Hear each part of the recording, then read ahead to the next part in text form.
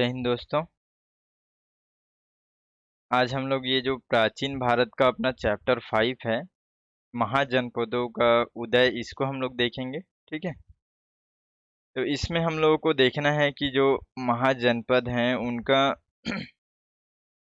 इस चैप्टर से ज़्यादातर जो प्रश्न आता है ना कि जो महाजनपद है, 16 जो महाजनपद है उनका राजधानी से प्रश्न ज़्यादा आता है। ठीक है।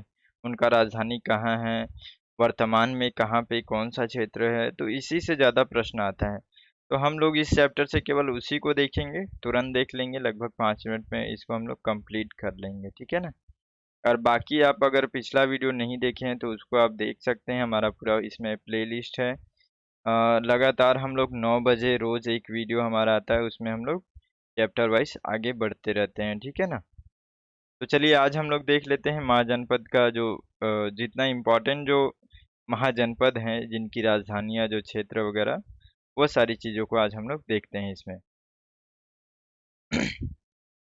देखिए ये जो महाजनपद है, ये महाजनपद का जो उदय है, ये बुद्ध के जन्म से पूर्व यानी कि 6ठी शताब्दी ईसा पूर्व में ही, उस समय ये जो भारतवर्ष अपना है उसमें 16 महाजनपद में ये पूरा भारत बटा हुआ था। तो ये बुद्ध के जन्म से पूर्व का है। ठीक है ना।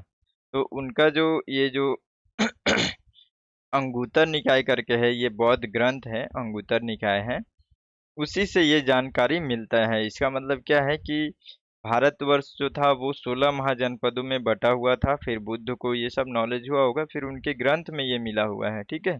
तो वो कौन सा ग्रंथ है? अंगुत्तर निकाय। इसको याद रखेंगे कि अंगुत्तर निकाय से 16 महाजनपदों का जानकारी मिलता है। ठीक है। 16 महाजनपद से जो मोस्ट इम्पॉर्टेंट है वो 10 इसमें से मैं निकाला हूँ, उसी को हम लोग ध्यान रखेंगे, उसी को हम लोग पढ़ेंगे, क्योंकि लगभग सभी को अगर हम लोग याद रखेंगे, शायद याद रखना संभव नहीं है, कंफ्यूज हो जाएंगे हम लोग।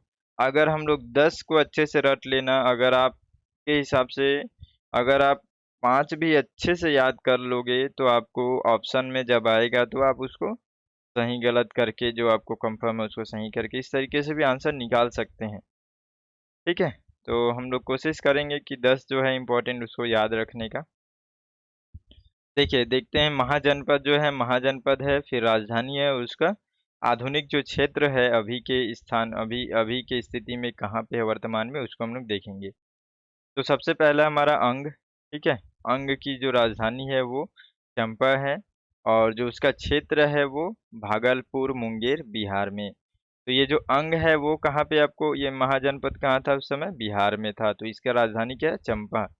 याद रखेंगे। फिर मगध है, मगध का जो राजधानी है वो गिरिब्रज या राजगिरी।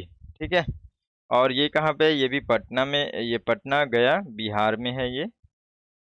उसके बाद से तीसरा महाजनपद है ये काशी। ठीक है।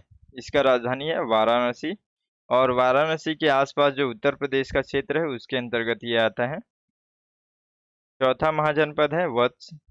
इसकी जो राजधानी है वो कौशाम्बी है, और जो क्षेत्र है इसका ये है इलाहाबाद के आसपास का क्षेत्र है, उत्तर प्रदेश। उसके बाद से पांचवा है वज्जी।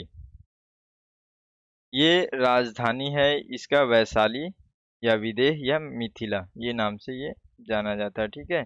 और ये जो अभी का क्षेत्र है ये वैशाली, मुजफ्फरपुर, दरभंगा के आसपास का क्षेत्र है। उसके बाद से है कौशल। ये कौशल महाजनपद की जो राजधानी है श्रावस्ती, और ये आधुनिक जो क्षेत्र है वो है फैजाबाद, गोंडा, बहराइच, उत्तर प्रदेश। तो ये सब इस तरीके से आपको याद रखना है। सातवां जो महाजनपद है अवंती, अवंती की जो राजधानी है उज्जैन या फिर महिष्मती। इसका जो क्षेत्र है, वर्तमान क्षेत्र है मालवा। ठीक है। मध्य प्रदेश। देखिए आठवां महाजनपद है मल्ल। मल्ल की जो राजधानी है वो कुशावती, और ये जो क्षेत्र है वर्तमान में देवरिया। ठीक है। बस्ती, गोरखपुर, उत्तर प्रदेश। नौवा जो महाजनपद है कुरु। कुरु की राजधानी है इंद्रप्रस्थ। ये क्षेत्र है इसका दिल्ली, मेरठ एवं हरियाणा के कुछ क्षेत्र। उसके बाद से महाजनपद आता है अपना गांधार। इसकी राजधानी है तक्षशिला। और ये अभी कहाँ पे है? आधुनिक जो वर्तमान क्षेत्र है रावलपिंडी है एवं पेशावर, पाकिस्तान। यानी कि ये अपने देश में नहीं है, ये पाकिस्तान में अभी है गांधार। तो इस तरीके से हम लोग याद रख सकते हैं। ये जो 10 है केवल इतना ही याद रखेंगे। 16 महाजनपद हैं लेकिन हम लोग 10 को याद रखेंगे। 10 को अच्छे से याद रखेंगे, ठीक है ना। एक बार और हम लोग देख लेते हैं पीछे से ऐसे करके, यहाँ 10 से चालू करते हैं। देखिए गांधार, जिसकी राजधानी है तक्षशिला और ये है रावलपिंडी, पाकिस्तान में। जो महाजनपद कुरु है उसका राजधानी है इंद्रप्रस्थ, दिल्ली मेरठ हरियाणा का क्षेत्र है ये। और जो 8वां जो है मल्ल महाजनपद, इसकी जो राजधानी है कुशावती, ये उत्तर प्रदेश के क्षेत्र में आता है, ठीक है। इतना भी याद रख सकते हैं आप। उसके बाद अवंती आता है, उज्जैन माहिष्मती इसकी राजधानी है और ये मध्य प्रदेश में पड़ता है। महाजनपद कौशल, ये है अपना, ये श्रावस्ती राजधानी है और ये अपना उत्तर प्रदेश में आता है। महाजनपद वज्जी, इसकी राजधानी है वैशाली या फिर विदेह या मिथिला।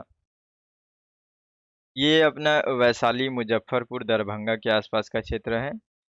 वत्स महाजनपद जो है उसकी राजधानी कौशाम्बी है, इलाहाबाद के आसपास उत्तर प्रदेश में पड़ता है ये।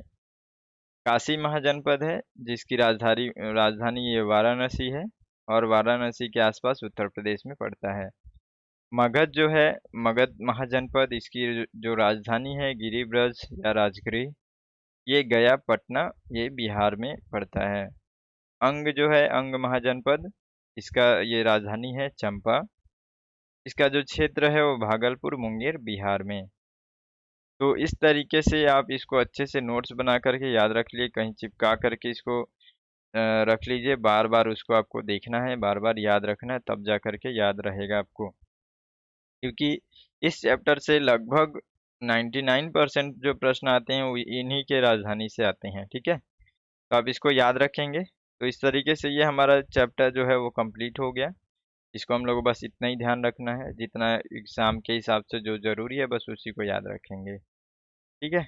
फिर अगले वीडियो में मिलते हैं, तब तक के लिए जय हिंद।